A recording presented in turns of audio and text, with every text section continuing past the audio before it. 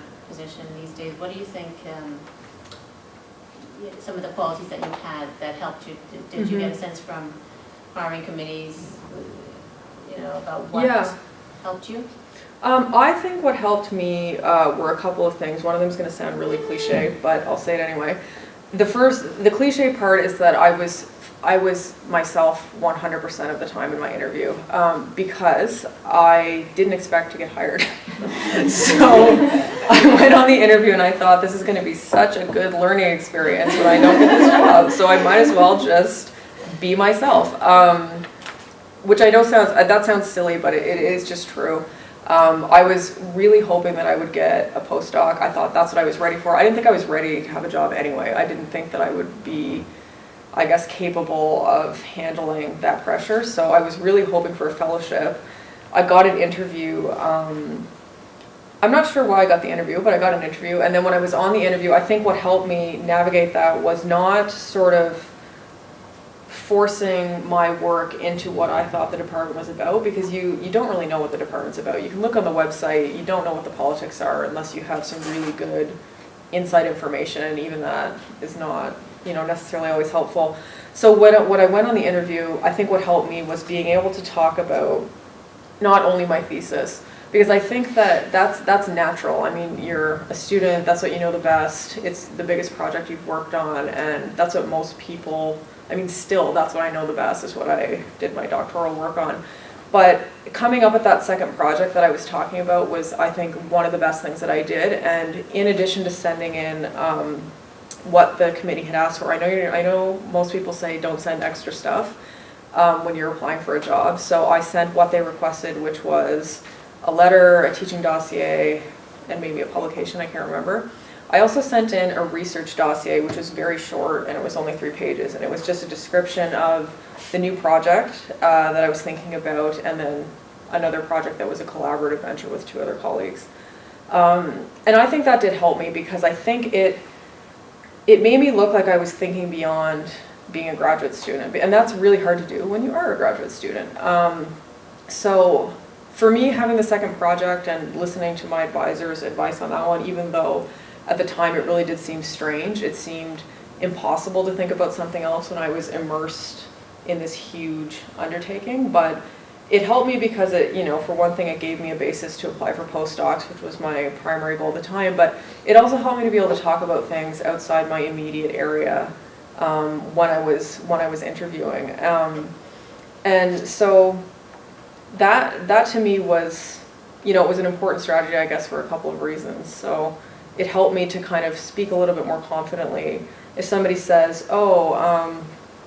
you do art history, we think art history is not necessarily going to be valued in this department. This didn't actually happen on my interview, but I'm just saying, if somebody gives you the kind of question that is basically, I'm going to be devil's advocate of everything you're just saying, you're telling me this is important, I'm telling you that it isn't. That project gave me an opportunity to say, these questions that I'm asking are actually relevant outside of, for example, Nova Scotia. My project isn't just about Nova Scotia. My work isn't just about Nova Scotia. It's about all of these issues that are happening, in diverse geographical locations, for example. So yeah, I was wondering if you could talk a bit. It seems that people, not in your case, are spending a lot more time kind of in the divide, like on the job market, as between postdocs, between jobs, as second. And I was wondering if you could maybe give some advice to people who would be facing that or navigating that. Yeah, I can tell you some examples from my own, I guess, immediate graduate school community. Sarah and I went to school together, so she's going to know some of the people that I'm talking about. But so there was one person who graduated at the same time as me, very accomplished, perfect CV. Nothing came up for her. And this just happens. Like, sometimes there's just nothing that comes up in your field. Sometimes there are lots of things that come up in your field. There's no question it's a really hard market right now.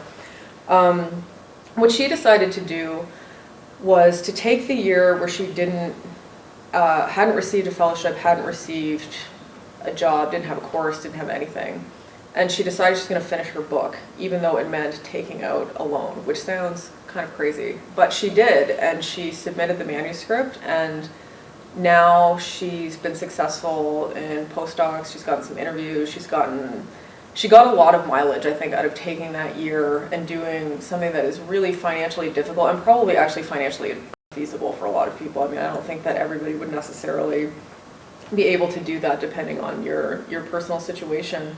But I think the basic idea behind that is that you take these moments where things are not actually working out as you planned, and you try really hard to publish. It's like the publish or perish thing. So it might not be a book, but you might try and get out a couple of articles, or just try and, I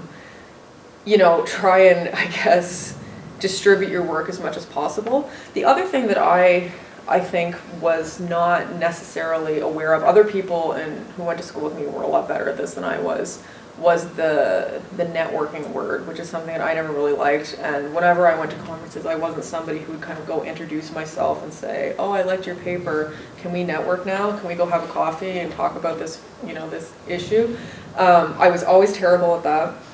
But I realized that maybe I don't want to call it networking, but attending things and being sort of open to talking to people, even if it's just in a casual, really informal way, is important. So I was just at a residency just last week for a couple of weeks, and things like that kind of are outside of the typical academic conference setting. So this was a 3-week intensive residency program where I was interacting with the same 25 people for a long time, and I can't even tell you the information that I got out of that. I mean, about jobs that were coming up, people who were kind of in the field who had information that was not going to be released for 6 months, and just kind of spending time with people who are working maybe in an area that you want to work in as much as you can without kind of, just email bombing them or something like that. I think that if you can carve out those opportunities to just sort of meet with people and interact with them and kind of talk to them beyond I'm giving a paper and then I'm commenting on something. I mean, really the social part of conferences and workshops are sometimes more important than the academic work when it comes to things like trying to figure out the job market. The other thing that I think is good about that is that it can often help you to get reference letters outside of your home institution, which I think is a really important thing, and something that I had not necessarily been aware of, because if you have a committee, say you have 3 people on your PhD committee, they're all going to write you hopefully good letters. It's a good idea to try and get somebody else to send an extra letter, even if it's not, like say the committee asked for 3 letters. This is what I did actually, even though it was not necessarily a conscious effort on my part, because I was applying in a history department. I asked a historian who I knew as an undergrad actually, but we'd always kept in touch and we kind of had a professional relationship still, to write me a 4th letter. Even though he couldn't actually speak to my work as a graduate student, he could speak to sort of a broader context in terms of the field and how he saw my position, sort of interacting with that. So I think that those types of social interactions can be really important for that. And I hate to make it sound like you want to meet people so that they can be your referee, because it's not really, it's maybe not as simple as that. You don't want to just kind of go up to somebody obviously and say, hey, can we keep in touch so you can write me a letter? But if you actually have a genuine research commonality, it's not a bad idea to try and find some space to do that. Looking at this book, which looks really interesting, and listening to, as a young female academic, I have heard from some people that there is a perception that you are a ticking fertility time bomb to a certain extent, and that, I wonder if that you've ever encountered any sort of evidence of that. People say, so, even in informal situations, that's something that I think a lot of female academics making this transition are wondering about planning as well in their personal lives. I think that this is true. It has not happened to me in an explicit way. No one's ever actually said anything to me. I've heard some horror stories from friends of mine, though, who have gone on the job market, and a lot of times people will say in social situations, say at the dinner, at the interview, they'll ask you things that are illegal or at least inappropriate, if not illegal. I think that is just a reality. I mean, I think it's true. I don't know what else to say other than yes, I think it's true. And I don't know how you really can navigate that other than with just trying to take it with a grain of salt, maybe some humor, because I don't know what else you can really do, especially in an interview situation.